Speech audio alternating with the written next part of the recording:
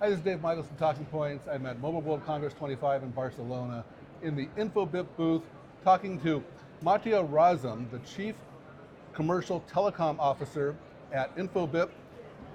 Welcome. Thank you.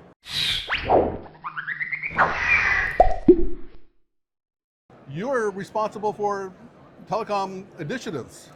Correct. So we have a telecom division within the company, and all the business in regards to telecoms is actually coming to my team. So you're also involved with things like camera and Aduna. Yeah. Actually, we just had a couple of very nice meetings with Aduna in these days, and Camara, yes, this has been our initiative for the last, I think, more than 2 years actually already. Now, why are you involved in things like the Open Gateway Initiative? So Open Gateway Initiative is something that came to the market, I don't know, probably 3-4 years ago. And we have seen that this is the next step of CPaaS business, because Infobip is currently the market leader in CPaaS. But what is the next thing in CPaaS? So we think that these network APIs and Open Gateway can probably be a way to, let's say, create some new services and maybe enhance the current services that we are offering on the market. So that's why we went into this. Now, I know you're involved in a lot of initiatives. You partnerships. You've got Aduna, we just mentioned. You've got Nokia. What other partnerships are you responsible for? So if we are talking about network APIs, we also have some really good. It's not just a use case. Basically, it's basically a proper business in Brazil, where we have covered the whole country with network APIs. All the telcos are working there with us, so we are a platform provider for all of them.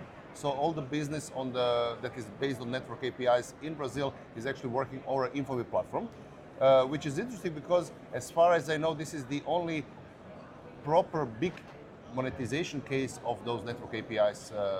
Because currently network APIs are, let's say, in a way, in a POC stage, globally mostly. So there are not many use cases where you actually have proper customers and proper, let's say, money flowing in. So when you talk about customers, are you talking about the telcos, or are you talking more about their customers? No, I'm talking about the brands who are using that. So let's say it's mostly on financial institutions, because currently what we're offering are the use cases that are covering security. So financial institutions, but there are also some other types of brands that are using this service. And so in addition to brands, you're also working with developers? Yes, so we have a big developer initiative within the company. We have a big conference that's being held once a year in Croatia. In Croatia? Yes, in Croatia, in Zadar. It's the biggest developer conference in this part of the world. And we have also expanded this with a couple of, let's say, smaller satellite ones. One of them will happen in Miami, I think, in a couple of months.